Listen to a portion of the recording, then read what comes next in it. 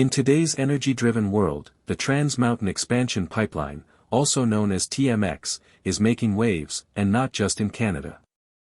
This massive project, owned by the Canadian government and designed to move heavy oil from Alberta to British Columbia's coast, is about to change more than just the Canadian energy sector. It's positioned to shake up international markets, strengthen geopolitical ties, and challenge global oil routes. While it might look like a regional project on the surface, its effects go far beyond Canada's borders.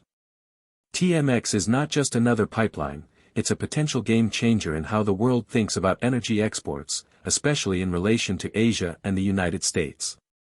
MindFrivs explores why this pipeline has the world's attention and how it could be the key to Canada's global energy influence. To understand why the Trans Mountain expansion matters so much, we need to understand Canada's oil landscape. Canada has the third largest proven oil reserves in the world, mostly located in Alberta's oil sands. But there's a problem: much of this oil is landlocked.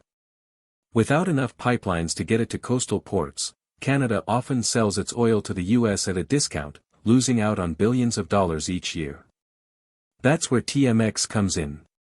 By nearly tripling the capacity of the existing Trans Mountain Pipeline, from 300,000 to 890,000 barrels per day, this expansion provides a crucial link from Alberta's oil sands to the Port of Vancouver, opening direct access to Asian markets. This reduces Canada's reliance on the US as its only major customer and allows it to fetch higher prices internationally. From a geopolitical view, this is huge. The United States has always been Canada's main energy trading partner, but that comes with risks. Any political or economic changes in the US can ripple across the border. By building TMX and looking toward Asia, especially energy-hungry countries like China, India, South Korea, and Japan, Canada is hedging its bets. It's saying, we want options. And in the modern world of global energy politics, having multiple buyers means more stability, more influence, and more revenue. But it's not just about selling oil. TMX also changes the regional balance of power. China, for example, is always looking to diversify its energy imports, especially with its growing tensions with the US and reliance on Middle Eastern oil. Canada, known for its political stability, strong infrastructure, and environmental standards, becomes an attractive option. For China, a new reliable supplier. For Canada, a powerful buyer that helps justify TMX's construction costs and future expansion. Speaking of construction, this wasn't an easy project. Originally owned by Kinder Morgan, the project faced years of opposition from environmental groups, indigenous communities, and even some provincial governments.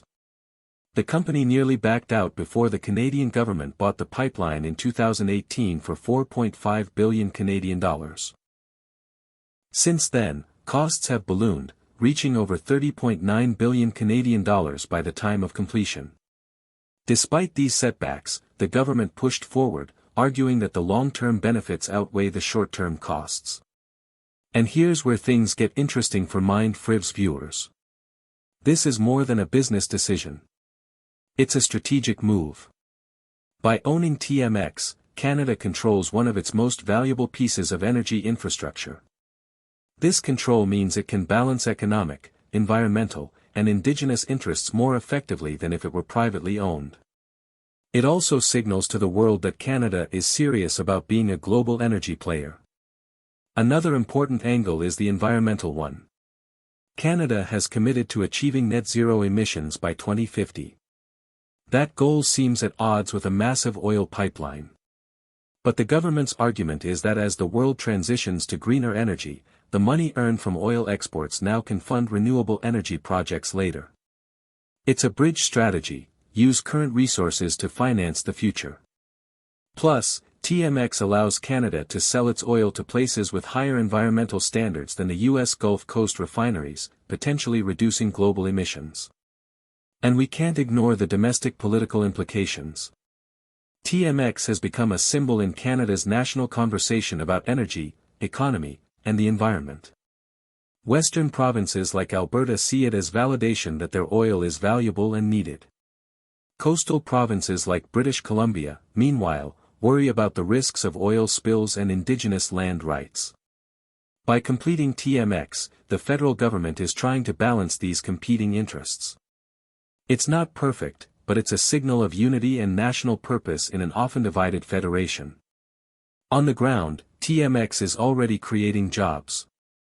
Thousands of workers have been involved in the project, boosting local economies and providing opportunities in construction, engineering, logistics, and support services. Once operational, the pipeline will continue to provide long-term employment in maintenance and monitoring. But the bigger economic picture is what excites analysts the most. With access to new markets, Canadian oil producers can command better prices, leading to increased investment in the energy sector. More investment means more innovation, including in carbon capture and storage, making the oil sands cleaner and more efficient. From a trade perspective, TMX is also helping Canada diversify. Currently, about 98% of Canadian oil exports go to the United States. That's a risky position. One change in U.S. policy, and Canada could be in trouble. TMX gives producers a way to reach global markets directly, reducing dependency and increasing bargaining power. This diversification is not just about money, it's about national security. In terms of logistics, TMX adds flexibility to Canada's energy system. It connects to key railways and other pipelines, meaning oil can move more easily across the country. If another pipeline fails or a railway shuts down, TMX can help pick up the slack. That makes Canada's energy infrastructure more resilient, a critical asset in an increasingly unstable world. Internationally, the TMX pipeline is already affecting global oil routes. With Canadian oil soon available at the Port of Vancouver, Asian countries won't have to rely as heavily on the Middle East or Russia. That shift changes the flow of oil tankers, impacts prices, and influences foreign policy. When energy routes change, so do alliances. Canada is suddenly in the middle of that realignment.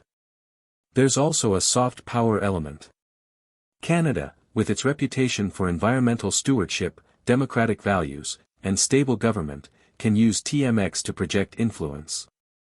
Exporting oil is one thing, exporting values through trade is another.